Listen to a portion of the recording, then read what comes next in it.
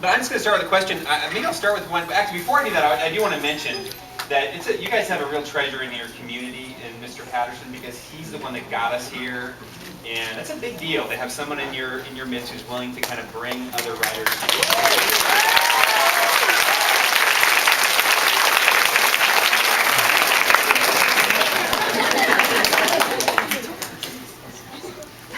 All right, I have a question for you guys. Now, when I wrote my first book, it got turned down by 31 different publishers. And then it finally got published, and it won the Edgar as the best mystery of the year. So go figure that. Jared, what happened to you with your early experiences with trying to get a book published? I was worse than that. I got you beat now. I don't think you want to win this one. Not only my first book, but my second, my third, and my fourth book. I wrote them and sent them out all over to all the publishers and writers market, and nobody wanted them. I had enough rejection slips I could have papered the walls of this room. The fifth book that I wrote became the first book that was published. And so that's what I tell kids. Hang in there. You just keep trying. You know, we spend so much time focusing on winning in this country that I think too many of our kids graduate from school without realizing that failure is much more common than success. And the degree to which you may eventually reach your goals depends more on how you handle your failures than your successes. How many people go up to after the big game, go up to the camera and say, we're number 2? You know, everybody wants to be number 1.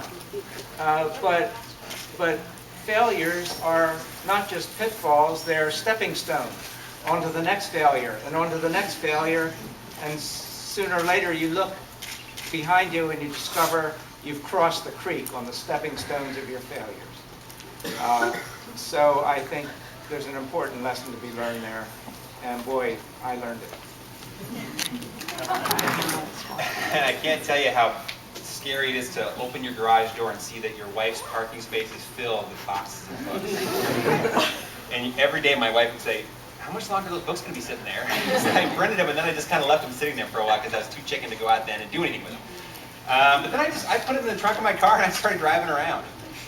John Grisham has a similar story where he just drove around with his first book, and I did the same thing. I visited schools, went to bookstores, and I was lucky enough that a lot of young adults and kids liked the book. That was The Dark Hills Divide. That was the first one in the Elyon series, and I ended up in Seattle somewhere. I live in eastern Washington, and I kept driving and running out of books and racing back home and filling up the trunk again. Ended up in Seattle and at a book signing where somebody from Scholastic showed up and grabbed my book, got on a plane, and flew to New York and read it on the plane, and then set it on an editor's desk and said, "You check this out." So I kind of cheated, I guess. That's I think there are many paths, but I do think the common path is lots of rejection, which in a way I went through in my own way. That's very, very common, and I'm sure that it would have happened to me too. So, but I cheated. The tip that I always try to pass on to people, and you've heard this in school a lot, and I heard it when I was in school, and these guys heard it. We probably didn't listen to it, but now I really do know the truth of it. And your teachers probably tell you to outline before you start to write anything. And that's sort of the best advice I can give you, to outline anything you're going to do. Somebody's going to write a book report, well, just put your thoughts down. Just, you know, whatever thoughts you have, and write a lot, and then try to put your thoughts in order. So that notion of outlining anything you do would be something I would pass on to you. Do you guys have any sort of tips for writing or reading that you come up when you're going around to school? Mine is a little, I would say a little more, if I had to compress, I know that we could each come up with 100 rules, like playing golf, and if you try to listen to them all, you're going to twist yourself into a pretzel. I like to reduce it to my own personal golden rule, that I suggest for whenever I'm asked, do you have any advice for kids wanting to write? And to me, it just reduces to write what you care about. When I write it down, I underline the word care. I think if you care, because good writing is not so much about proper spelling and punctuation. Thank goodness. Or straight margins. It's about touching the reader. And it seems to me that if you touch yourself, if you write what you care about, you're going to stand the best chance of putting something on the paper that will have the power to reach out and touch the reader and grab the reader, and that's what we all want to do. So that's, if I had to boil it down to one suggestion, that's what I would say. Do you want to answer your own question? You haven't answered one. You want to answer that question? You answer your own question? Oh, I did. You did. Alan. I guess I would say, I think if you're really, really lucky, you might end up in a profession that you enjoy 80 or 90% of the time. And writing isn't any different than anything else. You're probably not going to enjoy 100% of every part of writing. My least favorite part of being a writer is editing. I love coming up with the ideas. I do a lot of word pictures where I'll do a picture and I'll put little notes about that. It's a big idea. I love the first draft. I get an F every time I send those things in.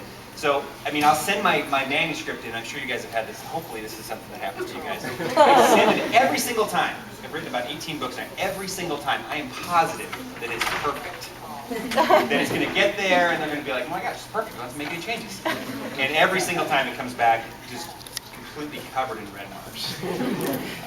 And it's a lot of work to go through. That's the part I don't enjoy. So I guess I would say, whenever you write a paper, or you write a story, or you write in your journal, whatever it is, if you're enjoying most of it, that's probably enough. And don't think of writing as a big chore, because maybe 10% of it isn't a big joy. Patrick and I share one editor, and she sends back letters that are like 7 pages long, single spaced.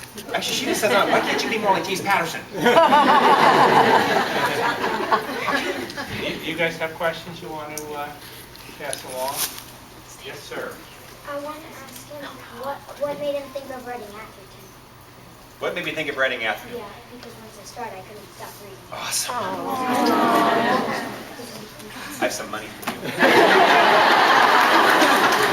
See me later. I actually don't have it with me. I think, and I'm sure that they would agree with some of it. Stories come from lots of different places, and I'll tell you exactly where that story came from.